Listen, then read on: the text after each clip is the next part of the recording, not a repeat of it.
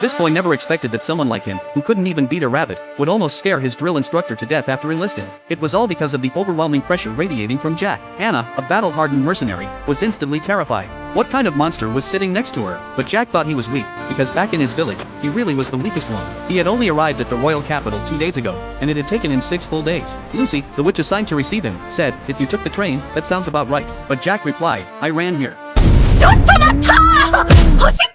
Lucy was shocked. "Are you even human? And you're telling me you're weak?" But Jack said, "If it were my grandpa, he could have made it in 2 days." Lucy, still unsure, asked, "Didn't you run into any monsters along the way?" Jack said he was actually pretty lucky and didn't encounter a single monster, just a few animals, like giant bugs and fire-breathing lizards. Lucy froze. "Aren't those extremely dangerous monsters?" But Jack replied, "No, monsters are the ones shouting about ruling the world." Lucy immediately got excited. "That's the Demon King." But her sudden movement caused her to spill hot coffee on herself. Jack quickly took out a handkerchief and helped wipe her face. But the moment he did, Lucy was completely stunned. Her skin suddenly became smooth like a baby's, even her wrinkles and freckles disappeared. It turned out this was one of Jack's life hacks. As long as he wrote rune symbols on the cloth, even the toughest stains could be wiped away instantly. Lucy was speechless. After all, rune symbols were ancient spells, so complex and powerful that mastering even one could destroy a nation. And mastering several could destroy the world. Yet here he was, using them to clean stains. The next day, while running errands, Jack saw a girl cornered by a giant bug. Without hesitation, he stepped in and crushed it with one kick. Then, in the girl's shocked gaze, he casually picked it up and tossed it aside.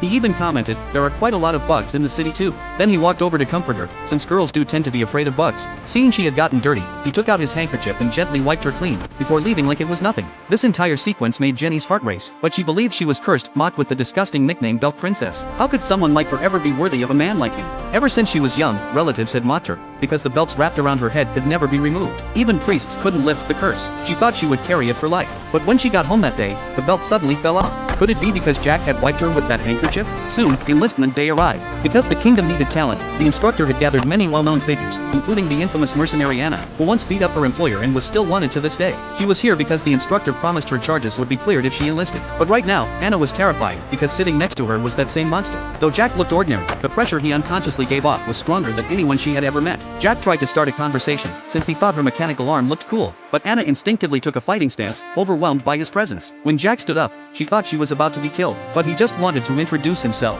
At that moment, Jenny suddenly rushed in and knocked Anna flying. She had already decided Jack was her destined one, so she was incredibly excited. あなたは一体何者ですの？バカ野郎この女！お前の目は節穴か！節穴